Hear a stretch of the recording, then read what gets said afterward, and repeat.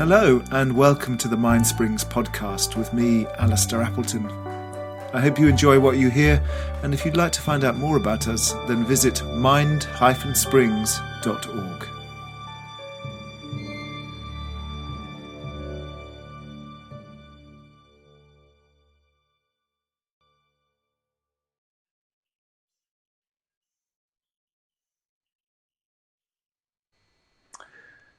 Well, yeah, this is something that comes up all the time. Of course, in therapy, most therapy is about relationships in some sense, even relationship to ourselves. I mean, and again, it's not simple, but I mean, in very simplest forms, you refuse the gift. You know, someone goes, "Oh, you're so lazy," and you're like, "No, I'm not." Yeah, and this is very hard, particularly in a family dynamic where you've just everyone swallowed each other's hooks. You know, we're all hooked into each other by these stories that we tell each other. And if someone just goes, "Thank you very much, not for me," then the whole thing falls apart because it's been held together by these hooks. So there can be great resistance if one person stops taking the gift of the name or the role or the position. And, you know, first of all, we have to see that it's being given. First, we have to name it and go, okay, my sister is always making me feel lazy.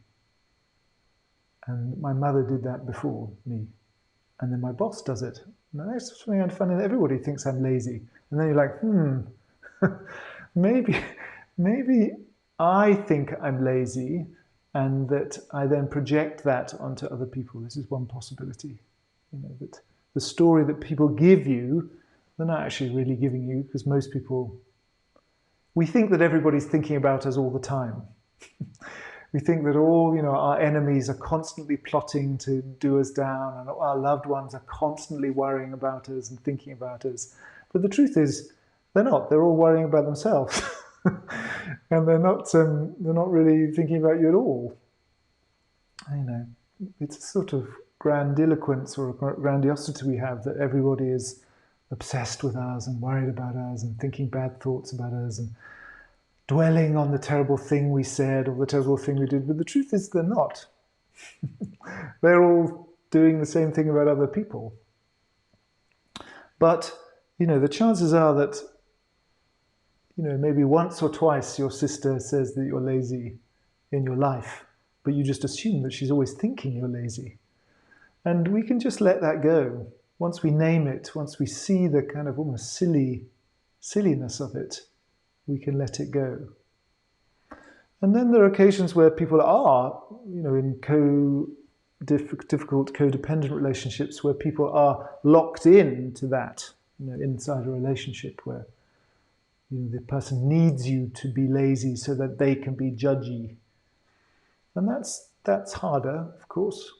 But the same sort of thing needs to happen. It's a kind of conscious uncoupling, to use Gwyneth Paltrow's, Chris Martin's phrase. It's a conscious unhooking, noticing, naming the hooks, unhooking, seeing how it feels, seeing where you hook again, seeing if you can unhook.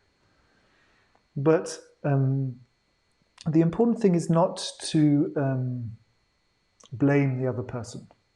Remember from our work on the Lojong slogans, drive all blames into one. It's just much simpler if you assume that your mind is causing the problem, because that empowers you. You can then change how you respond when someone calls you lazy. If you're constantly blaming, you're essentially disempowering yourself. You know, if only my sister would stop calling me lazy, then I'd be happy. Well, you know, you could wait till the crack of doom for that to happen.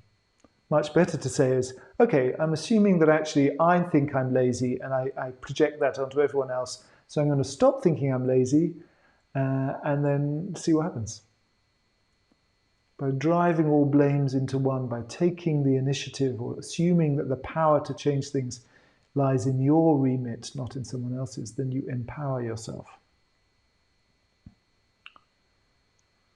Am I getting close to the margin, the nub of it? for you, Kathy? I mean, we can go through our lives like blaming other people and feeling a victim. And I don't want to get into victim bashing because some terrible things do happen to people. But, from a Dharma point of view, the idea is that it's our mind that creates the suffering in any situation. And that is a wonderful gift in a way, because even if we've gone through something really horrible, and people do go through things that are really horrible, we have the inner resources to make it better for ourselves and for those that did that to us and for anybody else who's going through the same situation.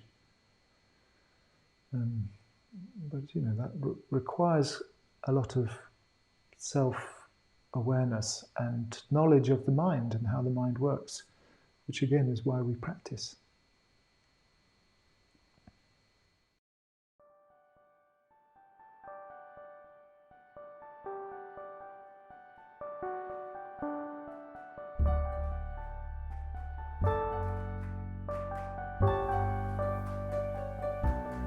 Thank you for listening.